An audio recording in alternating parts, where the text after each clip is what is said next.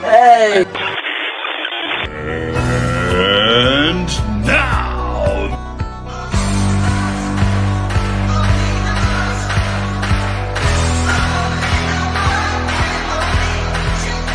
Hey!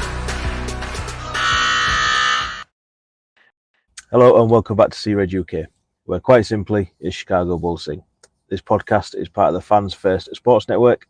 Wherever you're listening, rate, review, subscribe, helps us out and ensures you don't miss another episode.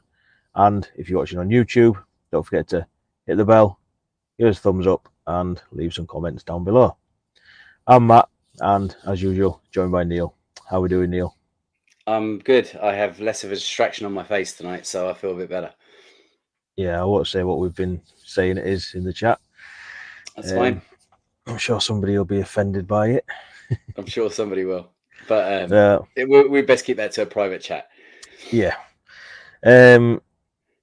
First off, just want to apologise for the last episode that we put out where the audio dropped out in the last sort of 10 minutes. As the podcast manager and editor, I feel as though it's down to me to make that apology. I still don't know exactly why or what happened. As far as my recording and editing suite is concerned, the sound worked all the way through. Just in the upload, it seemed to drop the last 10, 12 minutes. So for anyone that was really wanting to hear what we had to say about Windy City Bulls, I do apologise. For anyone who was enjoying my little regular rant about Pat, I do apologise.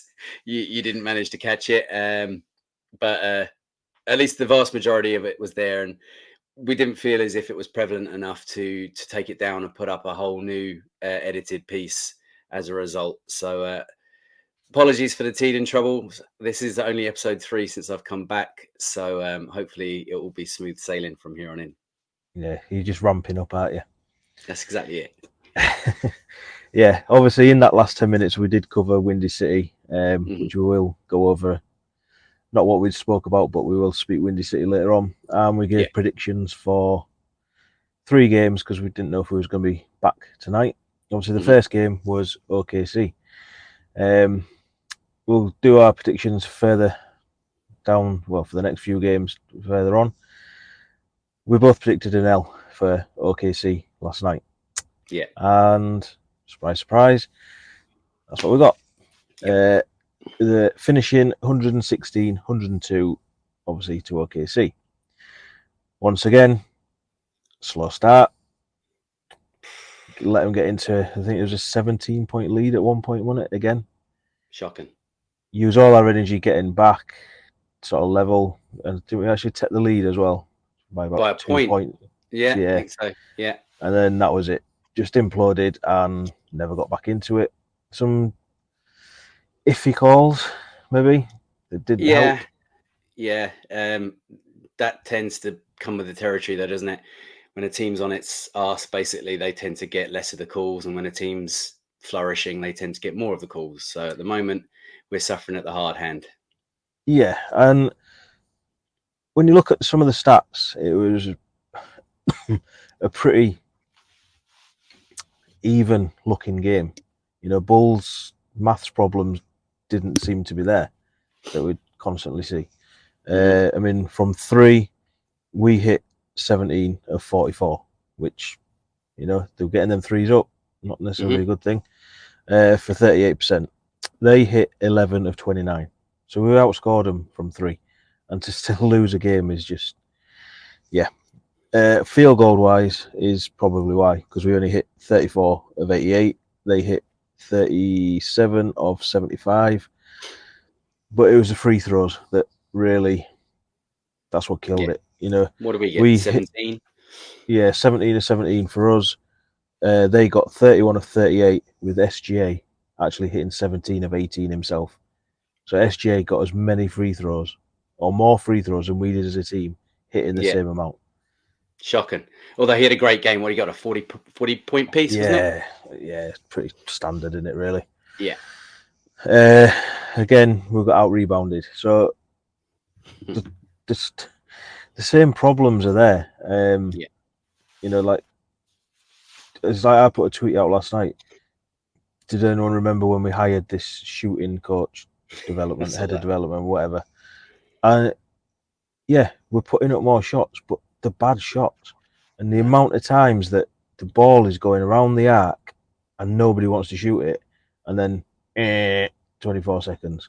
Yeah. And there must have happened good 5-6 times last night, or in the last 2 seconds, the rushing a shot. Yeah, just jacking up a shot. Yeah, and God knows why we can't seem to score in the paint. It was just last night. We couldn't even get into the paint last night. That seemed to be a bit of a problem.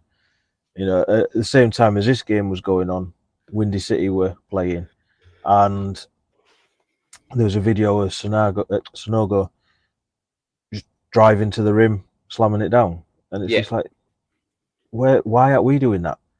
You know, and all right, as the game went on and we were drawing that lead back, it did start to happen. Obviously, Kobe getting hot from three definitely helped. Definitely. It's the best I've seen Kobe shoot in quite some time. Yeah. So I mean, obviously, before we go into what we've said we're going to discuss, you know, what was your take on the game? Yeah, just more of the same. Like, I don't want to jump too far ahead or anything, but you know, we didn't know with the new lineup, because obviously with a certain Mr. Levine being not fit to play as a last-minute scratch, he left a path for another player to step in, and Billy decided that it was going to be his 10th man that was going to step into the starting lineup and put P Will in there. Yeah, I think that caught everybody by surprise. So I thought, okay, let's see how this shakes things up, and it produced pretty much the exact same result.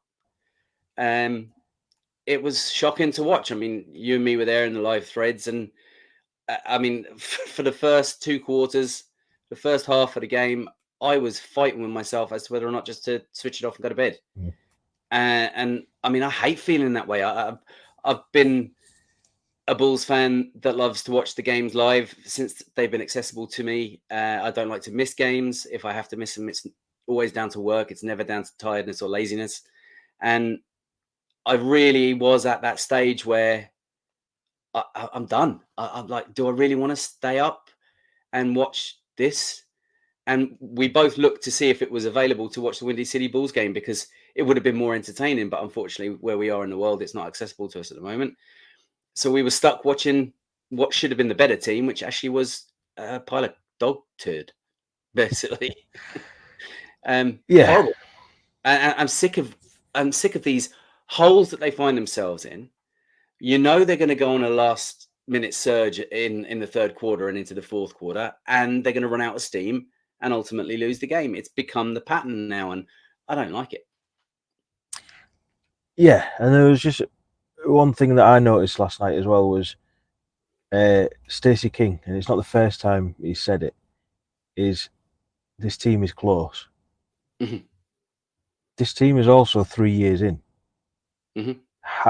Why are we close? Why are we not past it? Why are we not working out how to actually play basketball? Because apart from maybe 5 minutes in the third, it looked like they've never met each other. Yeah. You know, and so for Stacey King, it was obviously, you know, yeah, we've had our sort of say about him in the past. For him to be saying this team is close, it's, you know, I think it must be the third or fourth time I've heard him say it as well. And it's like, how can a team that has got 3 former All-Stars on, or 3 All-Stars, however you want to word it, you know, this supposed young talent 4th pick that we've got, you know, obviously these added veteran pieces in Javon Carter and Torrey Craig, how are we close? And we're getting outdone by a team. All-team defense as well. Yeah, and we're getting outdone by a team that's full of draft picks and SGA, basically. Yeah. You know, and obviously that's not a knock on OKC, because they're doing, you know, they're doing well in the West. Yeah, and obviously we'll get into the sort of talking points. obviously you've just mentioned about Zach being out, Mm-hmm. you know, and the title of this episode is "No Zach, No Difference," Right. you know, no difference is a question. I said in the last episode, do we sit Zach, or you know, do we leave him at home, just to get a chance to see what this team does without him, you know. Sometimes, obviously, when you say sit him, it could be just to come off the bench or whatever. You know, Billy's not going to bench him, so the only way is to keep him out of the game altogether. Right. And obviously, like you say, it was a very, well, I think from what Billy said, a very, very late scratch. Mm-hmm. You know, he was going through warm up. He was on the injury report yesterday, wasn't he? I think, or the day before. It was his right foot soreness or something like that. That's it. He goes through warm up, shoot around, all that sort of stuff. And Billy's thinking, right, he's playing, and then all of a sudden, no, my foot's hurting. I'm not doing it. You know, and like you got going across the bottom, conspiracies. Is he actually injured, or is it him just doing these uncharacteristic Zach things again, as we discussed on the last one? Yeah. You know, because when has Zach ever sat a game for something as soft as soreness? No, well, he hasn't, and you know, that's why we're saying with these conspiracies. I'm sure you've seen, and I'm sure everybody has seen, the multitude of different conspiracies that have been doing the rounds since he became a late scratch for the game. And some people are saying it's because he's minded his health, because a trade is imminent. Some people are saying it's because, you know, once we get past Thanksgiving, happy Thanksgiving, by the way, to all our American listeners. Once we get past Thanksgiving, that he's going to be going straight away.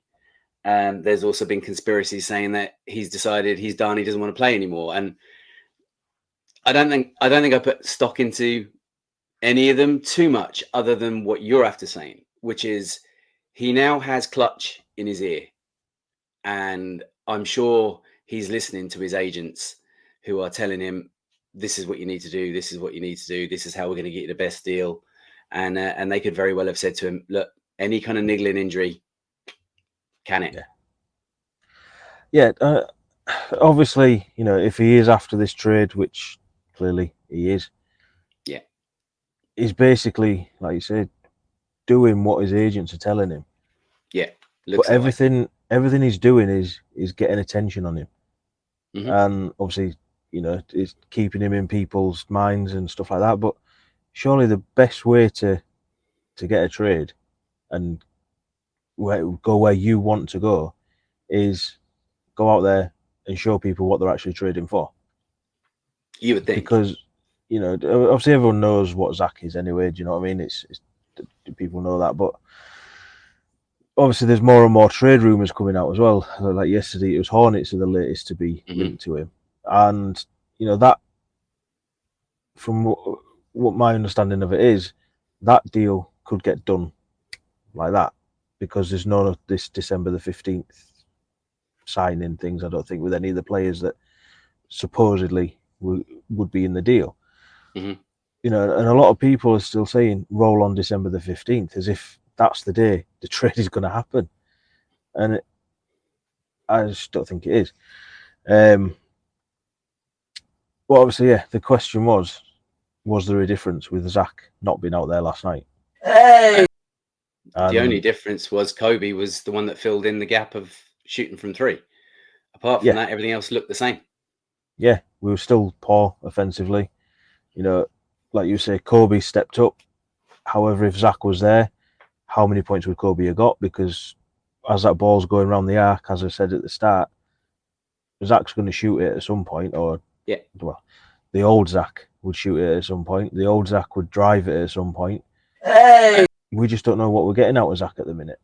And that's why I said, do you actually now just sit him until this is all done with and see what this team's got without Zach?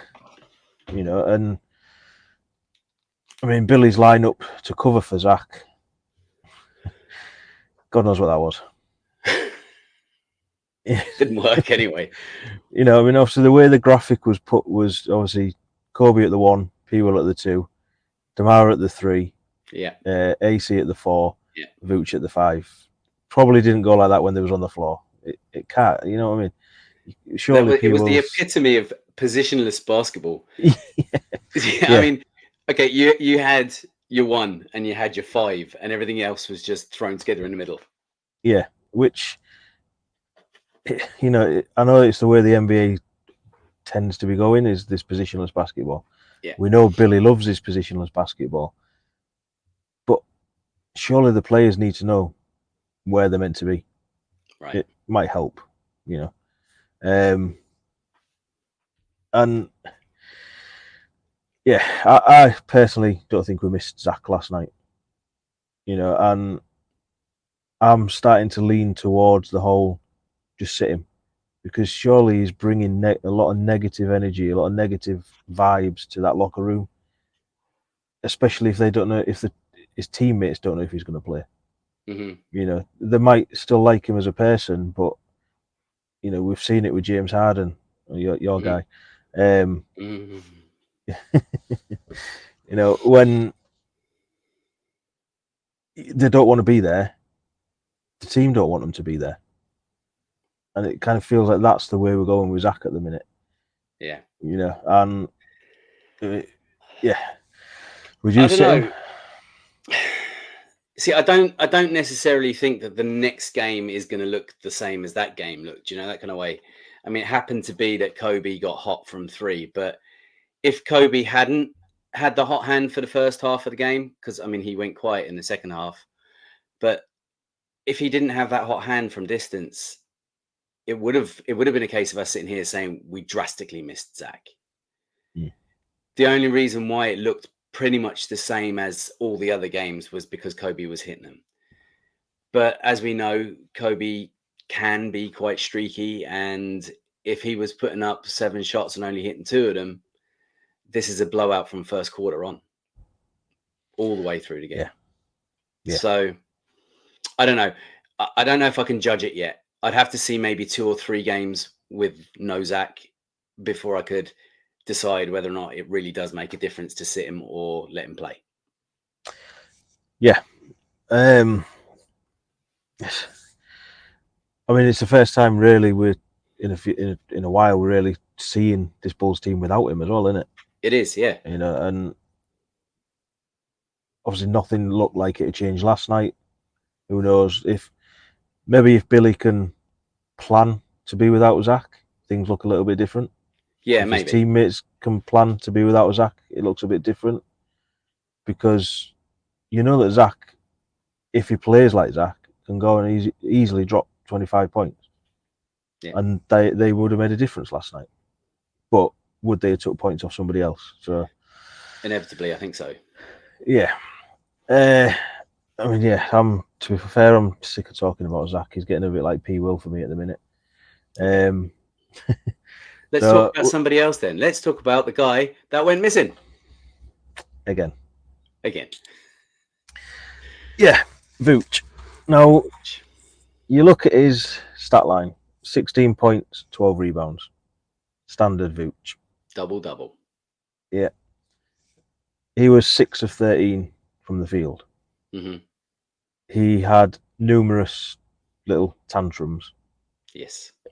You know, when things don't seem to be going his way, you get that whole like that, and looking at Billy to challenge it, and you know, he's constantly doing that. He needs to challenge calls and stuff like that. I want to know how many challenges Vooch thinks that we have, because he wants to challenge everything. Like, you know, you kind of have to be careful as to when you use it. Now, okay, Billy tends to not use it when he should a lot of the time, but Vooch is there like every 5 seconds. He's like the upside down beard, isn't he? Because, like, I mean, beard goes like this and Vooch goes like this all the time. Obviously, there was that one last night. I think it might have been the one where he fouled Chet on the 3. And he's trying to get Billy to challenge it, and he's throwing his little tantrum like he does. Next thing, cut to Vooch sitting at the end of the bench. Mm-hmm. And I found that hilarious. And I thought, you know, fair play, Billy. Yeah, I think Billy was just sick of being told his job. Yeah. And said, right, take a seat, sir. And to be fair, it should have come a lot sooner. Mm-hmm. You know, like last night, Drummond only got just short of 11 minutes. He didn't do a lot in that 11 minutes, to be fair. No. Because obviously it's a staggered 11 minutes as well. Yeah. But I think Vooch got something like 36 minutes. And it's getting to a point where you're kind of thinking, I want to see Drummond over Vooch. Yeah. You know, I don't care how chaotic it is, but you know that Drummond's going to run the floor. He's going to try and get in the passing lane. He crashes the boards rather than just wait for the ball to come to him. Yeah, absolutely. You know, and we need his rebounding. You know, like I've said before, if we're relying on Vooch to be our third scorer, that's a big problem in itself. Mm-hmm. You know, obviously, like last night, he should have been second scorer. Mm-hmm. Going, you know, the fact that Zach was out, but his shots look lazy. He's been demanding the ball, and then he just seems like he doesn't know what he wants to do with it when he gets it. He's butterfingers all of a sudden. Can't seem to catch a ball when they're trying to get it to him. They don't know when they throw the ball up off the floor half the time. Yeah, I mean that's maybe not on Vooch, but maybe the passes are a bit, you know. But it's just I don't know. He seems to be starting a regression, and he's like, right, I've got my money. Last year was all about me making sure I got that contract. I've got it. Yeah, that's it. Can't be arsed now. Yeah, and he looks as checked out as Zach, which is a massive problem. Yeah, when we've got two stars that look. Yeah. The thing that puzzles me about Vooch, right, and this is one of the things that we've actually championed him for during his tenure with the Bulls, is that for a big guy who is prepared to get in and post up at the low post, we've always said that one of the benefits of it is his facilitation. But at the moment, when he gets the ball, he looks lost. It's like he doesn't know what to do with it. He doesn't know whether to shoot. He doesn't know whether to pass. He doesn't know whether to put it on the ground. It's just like he gets the ball and kind of goes, what do I do now? And that's and that's when he actually gets his hands on the ball, like you say. I mean, one of the things that I also credited him for was he had great hands. But that seems to have gone out the window. He's gone all P. Will on it. He's been playing with his Kerrygold and got his hands all slippy or something. I don't know. But it's not working. And I don't understand why. Yeah. I can't put my finger on why. And this is something we talked about in the last couple of pods, is there's something inherently broken about this squad. And this came up a few years back too. I remember talking about this quite early on in our podcasting days, and something always felt off, in whether it's in the locker room or on the floor or just in the makeup of this team. I don't know, but it's beginning to become more and more obvious now as it's breaking down. Yeah. I mean, obviously, Vooch is a veteran. We know that. Mm-hmm. But he doesn't act like one a lot of the time. You know, he seems quite petulant, quite stroppy, quite... Do you know what I mean? And you kind of look to him as he should be a bit of a leader. You know, we saw last year Pat Bev calling him out, you know, and have that little argument that they had, which... Do you know what I mean? Like, yeah, Pat Bev is, you know, it's Pat Bev. You know what you're going to get from him. But you shouldn't have somebody like Pat Bev calling somebody like Vooch out. I don't think, you know, because they're both veterans of the league. You know, if Pat Bev had done that to Sonogo, you know what I mean, then fair enough. It is a young player stepping up. But yeah, to have it on Vooch and for Vooch to just strop about things as well, do you know what I mean? As soon as something doesn't go his way, that's it. His head's gone. He might as well sit him because he might as well not be in the game.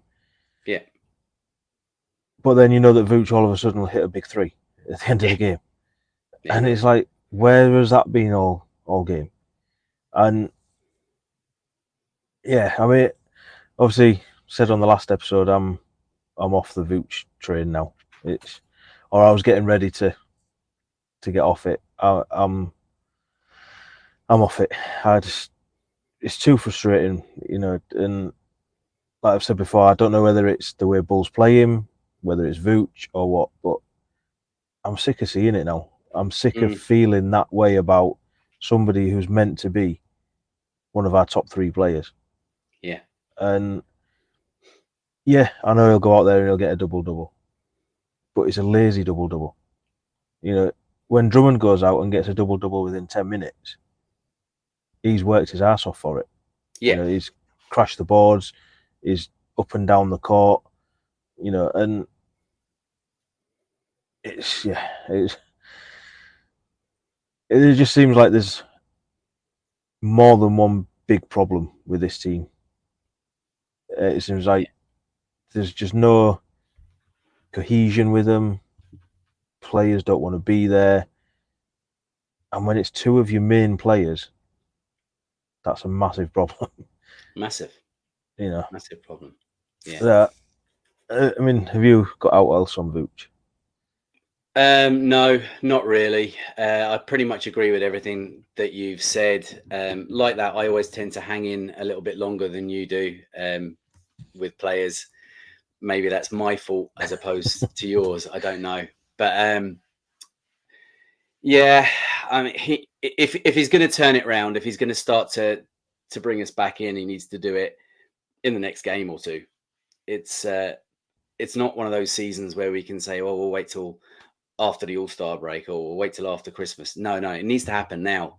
This team is in free fall right now, and it needs to be corrected straight away, because at the moment Zach is mentally checked out.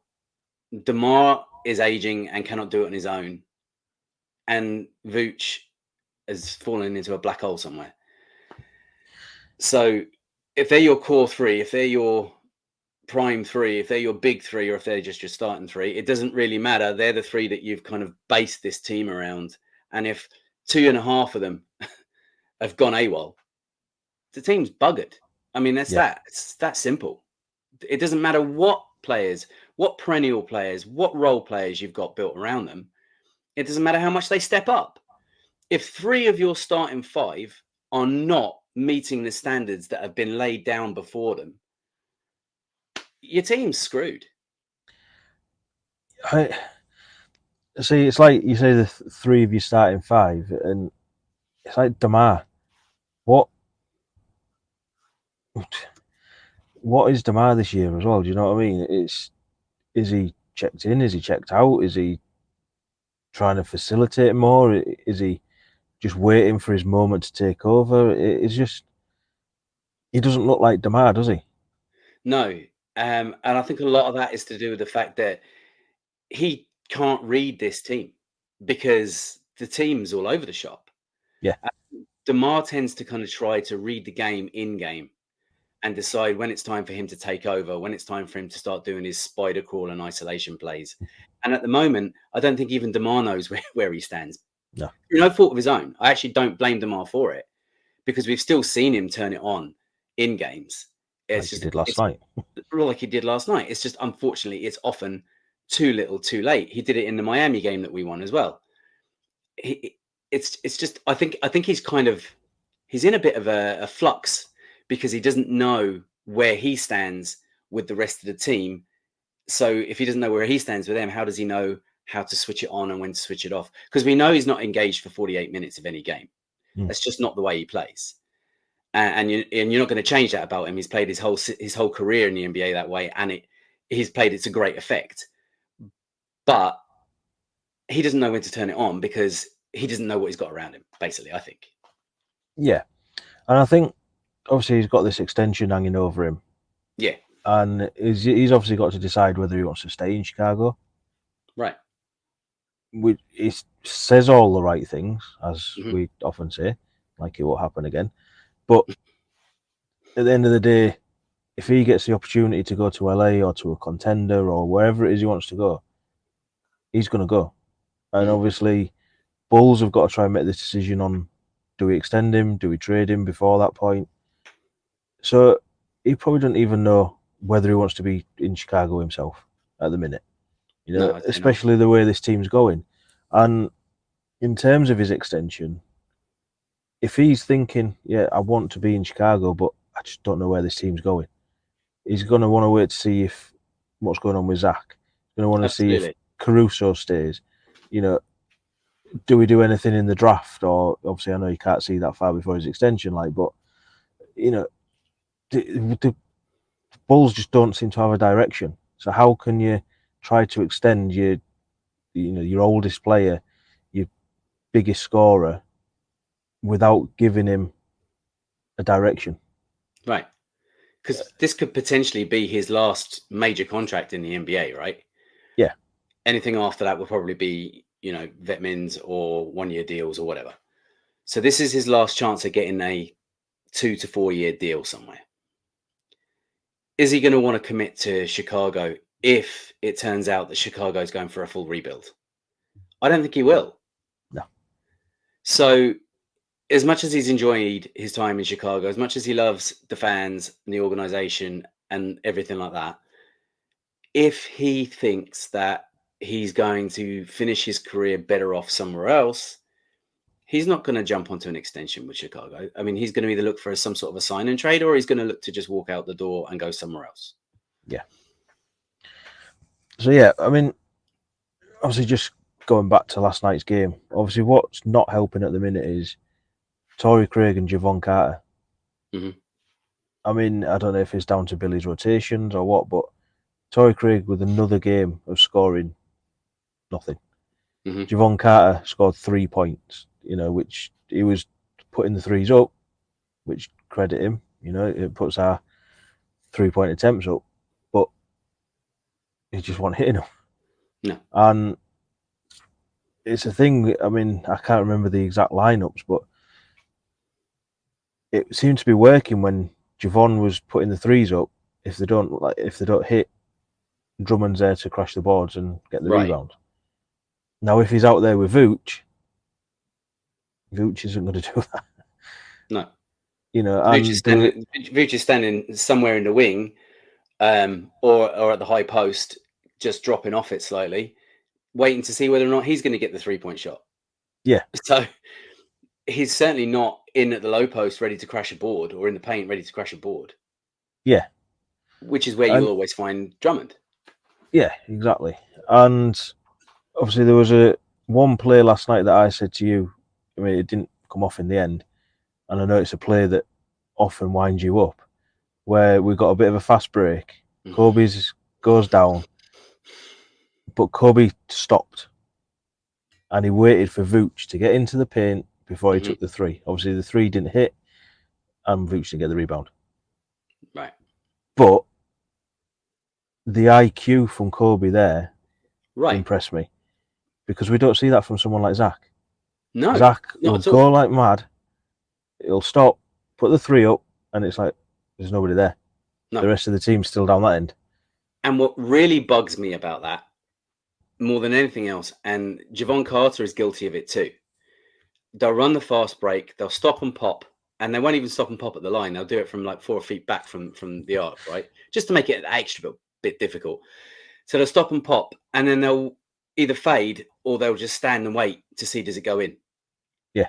Right? Now, I don't know how much basketball you actually played, or how much you're aware of this thing that we were always told. And when I was learning how to play basketball, and it was being drilled into me, but you follow your own shot. Yeah. So you put up, and unless you're fading, obviously, then if you've done a fadeaway, it's not so easy to suddenly turn tail and run in, right? But if you're stopping and popping, you need to follow your own shot in. At least Caruso try. Style. Yeah, Caruso style. Javonte Green when we had him style, right? You follow your own shot. Yeah, Dalen Terry. You give yourself that second chance opportunity, especially if you're running the floor and there's nobody ahead of you and you're going to stop and shoot a three. You need to be at least putting yourself in there to increase the chances of getting the board should you miss. And it just didn't happen. And it certainly doesn't happen on these fast break, stop and pop threes, which I don't get it. I don't get it. And I'd be roaring at the screen in my head, obviously, because normally I'd wait the misses if I'm watching the games live.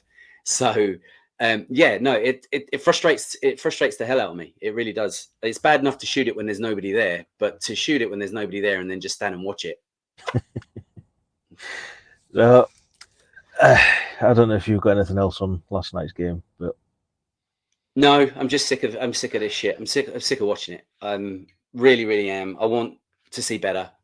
I want to see more, and it's just the same drivel that's being churned out by the players and by Billy, but no changes are actually happening on the floor, and I'm sick of it. Yeah, well, that's something that I'm gonna ask you after the ad read. Okay. When we get into a certain other player. Okay. Our partners at USA Sports. USA Sports is a UK-based sports merchandise retailer. They cover the NBA, NHL, NFL, MLB, as well as Formula One. From hats to hoodies, there's something for everyone. From Chicago Bulls to Team Red Bull and everywhere in between. So go check them out on all the socials and at usasports.co.uk. And at the minute, they have just upped their discount site-wide to 30%. So that's 30% off everything site-wide. So if you don't want your Bulls merchandise, that's fine. You know, if you want your, like I say, they cover everything. NHL, NFL. So if you want your Bears stuff, probably not. Blackhawk stuff. Probably not a good team to choose, man. Probably not. So, like I say, from yeah, there's something there for everyone. And if you go to the website, enter the code CREDUK, you will get 30% off until Sunday or Monday, whichever day is, the 27th. So yeah, on to, well, a player that's giving hope and a team of players that's giving a little bit of hope. Windy City. Yes. Now, obviously, we did talk about them last time. We covered the last, I think it was 3 games that they'd had. And like I say, they were playing last night at the same time as Bulls. And like you said, we would have watched it, but I think it was only available on ESPN. Same as the last game was only available on Tubo or some random thing. Yeah, I saw that. Yeah, I followed the link through, but then it wouldn't let me finish it off. So, I mean, we haven't been able to watch the games as well as we'd like. And last night they beat the Skyforce 141-125. Now, Skyforce are the Heat's affiliate, and there's some pretty decent players on it. Well, we know what the Heat players are, shall we say? You know, some players that are on 2 ways, some that have been picked up, but eventually, you know, they're going to work their way onto the roster. Some of them, you know, Jovic was out there. I think it's Jamal Cain. He's their top point scorer. He's on a 2-way. You know, we've seen what Heat do with their 2-ways, so that to me is an impressive victory, especially by that sort of scoreline. Yeah. It was up and down, as everything tends to be with Bulls basketball in general. But no doubt the player of the game was Julian Phillips. He went for 29 points, 11 rebounds, 2 assists, 1 block. But to me, the most impressive thing was he was 5 of 9 from 3 for 55%. For somebody who apparently hasn't got a good 3-point shot, that's not bad. Yeah. No, it was his 3rd game with Windy City as well. He played 2 back-to-back over the weekend. And in them, he went 3 of 6 from 3 and 1 of 4 from 3. So he's clearly willing to put it up, you know, which we've seen when he's actually come on in the legit NBA games. He will shoot. When he played against Magic, he airballed it, but he had the confidence to take it. And through the 3 games at the minute, he's averaging 30 minutes, 20.3 points. He's 12 rebounds, 2 assists, 1 steal, just short of a block, and he is 6.3 3-point attempts. So the question I've got for you is, would you put him into the rotation? Yeah, I would. Absolutely, hands down, no questions. Because I want to see something different. Yeah. And what we have and what we keep seeing being churned out is not working. And I want change. So yeah, give the young guys some running time. Let them see how they get on. Yeah, I mean, it is the G League.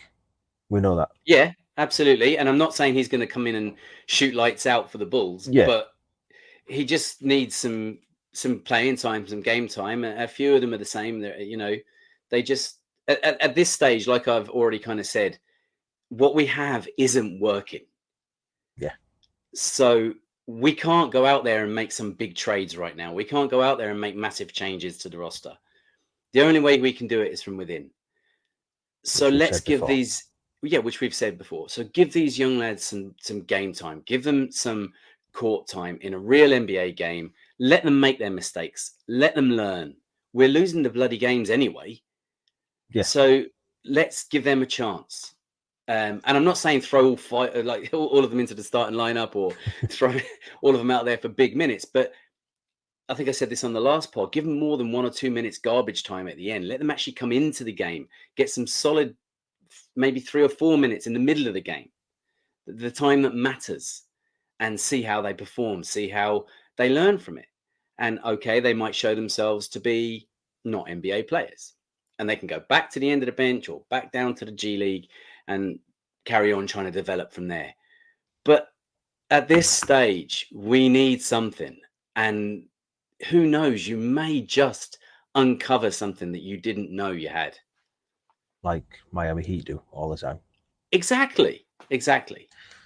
And I mean, you've pretty much covered everything I was going to say then. So, Sorry. Thanks.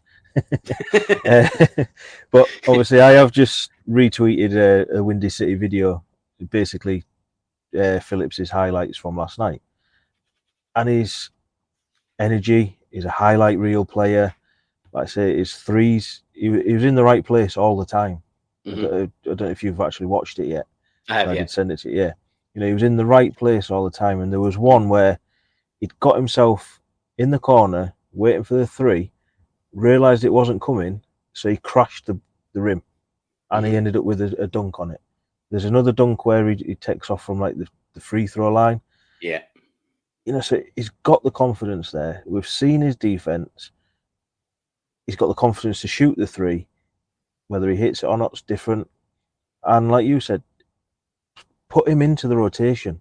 I know Billy's struggling with the rotations at the best of times anyway. Yeah. And you're probably thinking, well, where can I put him in? As we saw against Orlando, he come in, looked a little bit nervy, airballed his three, and then we didn't see him after that. And the way to develop a player is put him back out there. Mm-hmm. Don't let him sit and stew on it.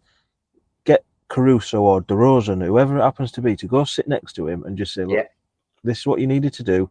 This is where you needed to be. On your next shift, go out there and do that. And then if he still doesn't do it, like you say, he goes back down to Windy City and he works on what he's been told by the veterans on the team. Yeah. He works alongside the veterans on the G League, like Derek Favors and people like that. Has a couple of games down there again, and then Billy goes, right, we'll give you another shot. I mean, Billy actually watched him in a game over last weekend. He was at the game, and it's like he's doing what you expect of an NBA player in the G League. Mm-hmm. So give him a shot, and the same goes with Dalen as well. We know Dalen needs to get them minutes. Obviously, they have been recalled today. Surprise, surprise. But Windy City don't have a game now until Tuesday night, I think it is. Yeah. We've got Raptors tomorrow and Nets on Sunday. And we've got Celtics on Tuesday. So they're clearly not going to get any minutes in that Celtics game. So put them in these two games over the weekend. Like you said before, we're losing anyway. And they've got to learn to play through their mistakes. Mm-hmm. They've got to learn. That's how you develop a player. Not throw him out there, well, you didn't do anything in the 20 seconds I give you. So sit down and that's it. You're not going to get any more minutes. What do you mean you didn't change the game when we were 27 points down with 3 minutes left? Come on. And there's another player who is obviously on a two-way that I would like to see get a little bit of run, and that is Sonogo. Now, he's 6 games, he's averaging 26 minutes, 18 points, 10 rebounds, 1.3 steals, and 1.2 blocks. And again, it is the G League. But he is an absolute unit that won't be moved. He'll fight for the ball the same way Drummond does. He'll, he will come out of the paint as well, and it's just like, yeah, he's developing down with Windy City. That's fine. But how are we ever going to know if he's going to be NBA ready without giving him minutes, without getting him alongside the Bulls players? Because it might just go on to become an absolutely fantastic G League player, Scarlett Jones style. He needs to come up, they need to use that two-way and bring him up. The same as Bittim. We don't know what these players are until we see them. And yeah, they might not be ready. But the only way they're going to get ready is play. Exactly. And, like last night, for example, because of Zach sitting, we essentially had a 9-man rotation. We know Billy loves his small rotations. But it's not working. Like you said, the change has got to come from within, because this Zach trade's not happening like that. No. So try and do something. And if it doesn't work, nothing else has worked. So why not change it again? You know what I mean? It just irritates me. Yeah. So, yeah, that's Windy City. Like I say, their next game is next Tuesday. I think it's actually 11 p.m. for us. So I might watch that instead of getting battered by Celtics. If it's available, this game. Well, that's the thing, isn't it? Yeah. So, obviously, before we go on to our predictions, there's another question I wanted to ask you. And I know we don't celebrate it, but as you said earlier on, it is Thanksgiving over in America. So, like you said, happy Thanksgiving, enjoy, all that sort of stuff. And a question that goes around on all the other pods is, what are you thankful for? So, with this Bulls team, what are you thankful for at the minute? I am thankful for one thing and one thing only right now, and that is Alex Caruso playing Chicago basketball. We've all come to love Chicago basketball. We all love the heart, hustle, and muscle that was absolutely emblazoned through the team when Joakim was running the team. It was very much there in the dynasty teams. And at the moment, we are seeing heart, hustle, and muscle to a party of one. And that's it. So I'm thankful that we at least have Caruso keeping the games interesting. Right. See, my initial answer is the final buzzer. A lot of the time. Okay, that's a very cynical answer. But realistically, I'm thankful for Caruso, like you said, thankful for Kobe. But when I think about it, what I'm most thankful for at the minute is, and we just spoke about him, Julian Phillips, because he's given me that little bit of hope. Little bit of hope that we have something that we can work on, potentially go on to become something that we need. The way Bulls treat players, probably not. But that is the little bit of hope I've got at the minute is Julian Phillips. Okay. So I will be tweeting a lot of time, play Julian Phillips. Gotcha. So, and that's fine. Yeah. I'm not against that at all. I mean, it's not a lot of hope, but it is hope. Yeah. So, yeah. Considering once upon a time the hope was Dale and Terry. He could still come back in, but yeah. Not as likely. I mean, obviously the big hope was P1, wasn't it? So, but we don't want to talk about him. So. No, he did have a good. Did you see that dunk? Did you see that dunk? Yeah, I'll say that was good. The rest's not so much, but yeah. So yeah, obviously, as we said on the at the start, we did give predictions for the next few games. Unfortunately, because of Neill's editing skills, you didn't get to hear them. But we did predict. What can I say? He's still on holiday. We did obviously give our OKC ones, both said losses. Obviously, we've got Raptors tomorrow. They're now sitting at 7 and 8 for the season, whereas we're what, 5 and 11?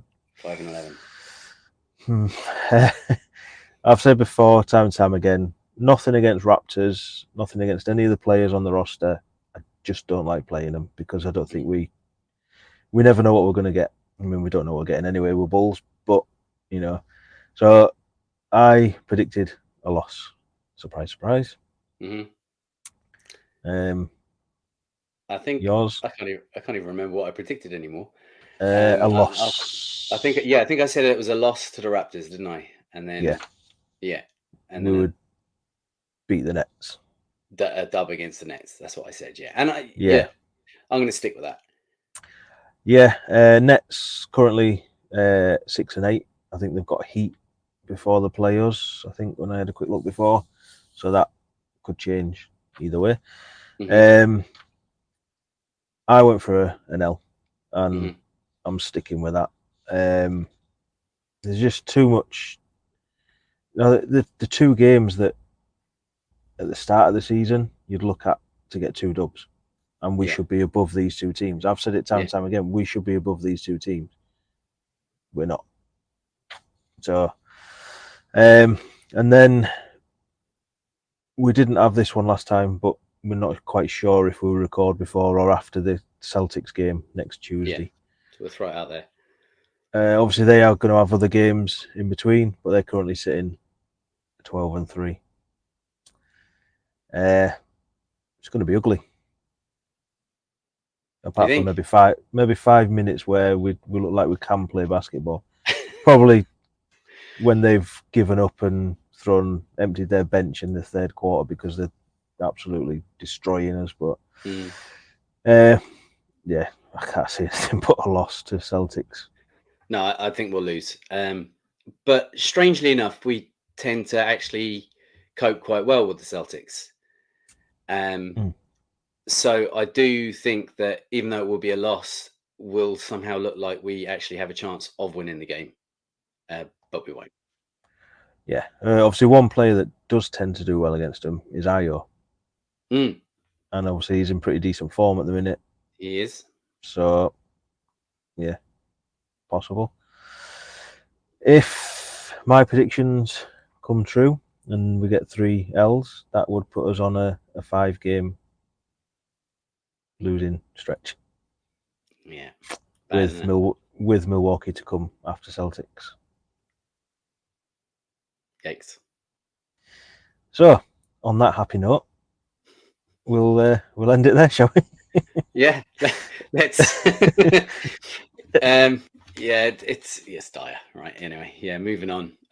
Hopefully, somehow, some way, we turn some sort of a corner and something clicks somewhere. But unless we start hitting the 3-point shots that we're heaving up, just so that we get the numbers up, which I get it. I get the whole math thing, but math don't math. And you can throw up 40 odd shots, and if you're only shooting 12%, it doesn't matter how many you throw up. You're still going to be losing the games. Yeah. We need to be hitting them at least 35 to 40% clip to be even in contention. Yeah. Yeah, and if we're not watching Bulls, we'll probably be watching Windy City Bulls. Yeah, if we can. Yeah. So, yeah, thanks for listening. Hopefully you get all of the audio this time. And, I'll do my best. Like I say, we're not 100% sure when we're going to be back, due to the way the games are falling and stuff like that. Yeah. If something goes down in the meantime, there could be an emergency pod. Yeah. i.e. Zach decides what he's doing, where he's going. Yeah. Bulls decide what they're doing, where they're going, but can't see it. So yeah. So once again, to all our American listeners, enjoy your Thanksgiving, eat well, all that sort of stuff, whatever it is you do over there. Like I say, we don't celebrate it. We just work and work and work. Yeah. And yeah, so I've been Matt. You can find me on Twitter at MattCRedUK, and you can find us on all the socials at CRedUK. And you can find me on Twitter at NeillCRedUK. On behalf of us both and the Fans First Sports Network, thanks once again to everyone for tuning in, whether you're watching or listening. Please do subscribe, rate, review, and give us a thumbs up on YouTube. It does help us to keep providing you with this content. And from us both, do remember it's a Chicago Bulls thing wherever in the world you are, and keep supporting this team as much as you possibly can. And we're going to try and stay with them for you as much as we possibly can. Until next time, see red people and go Bulls.